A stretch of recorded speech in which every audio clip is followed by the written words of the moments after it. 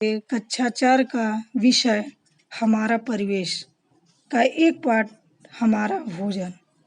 इस वीडियो में हम जानेंगे कि भोजन क्या होता है, उसके स्रोत और आवश्यकता आदि के बारे में। अब हम जानेंगे भोजन के बारे में।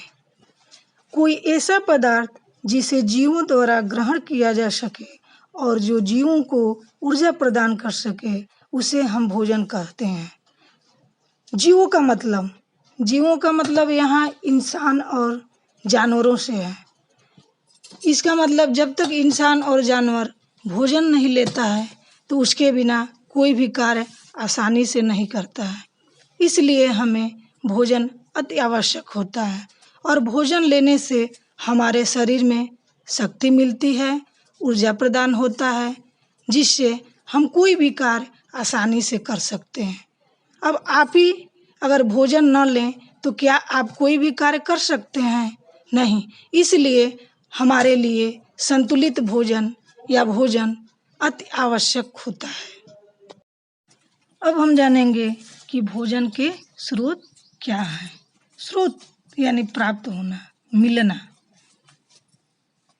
ये दो प्रकार के होते हैं, पेड़ पौधों से और दूसरा जंतुओं से। तो आइए हम पेड़ पौधों से जानते हैं।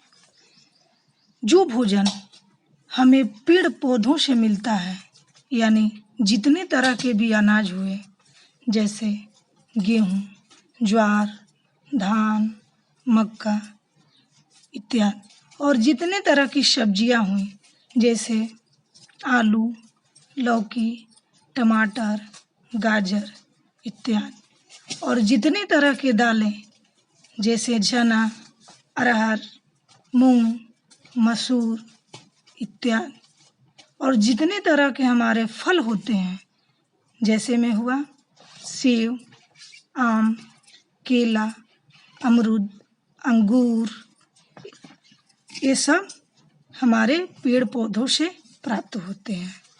और ये हमारे किसान होते हैं, जो अन्नदाता किसान हमारे उगाते हैं, इसलिए किसान को हम अन्नदाता भी कहते हैं। अब बच्चों, जंतुओं से प्राप्त यानी जंतुओं से जो मिलता है तो हुआ अंडा, दूध, मांस, मछली, ये सब इन चीज़ों से, जंतुओं से हमें मिलता है। अब समझ गए, ये भोजन के दो स्रोत हुए, पेड़ पौधों से और जंतुओं से। अब हमारा नेक्स्ट टॉपिक है संतुलित आहार। अब संतुलित आहार क्या होता है? जिस आहार में हमें कार्बोहाइड्रेट, वसा यानी फैट, प्रोटीन और विटामिन्स और खनिज मिलते हैं, उसे हम संतुलित आहार कहते हैं। अब कार्बोहाइड्रेट होता है क्या, और ये किस चीज़ों में पाया जाता है? तो कार्बोहाइड्रेट अनाज, बाजरा, कंदमूल जैसे आलू, चुकंदर इत्यादि में पाया जाता है। अब वसा यानी फैट हमें किन चीज़ों में मिलती है? मक्खन, घी, तेल इत्यादि में वसा पाए जाते हैं। अब अगला हुआ प्रोटीन। प्रोटीन हमें किन तत्वों में मिलता है? दूध, पनीर, दही, सोयाबीन, मांस, मछली, अंडा इत्यादि में पाए जाते हैं। और विटामिन्स और खनिज, ये सब चीज़ हरी सब्जियों में, जितनी सब्जियां हरे होते हैं, इन सब तत्वों में पाई जाती हैं। इसे हम संतुलित आहार कहते हैं।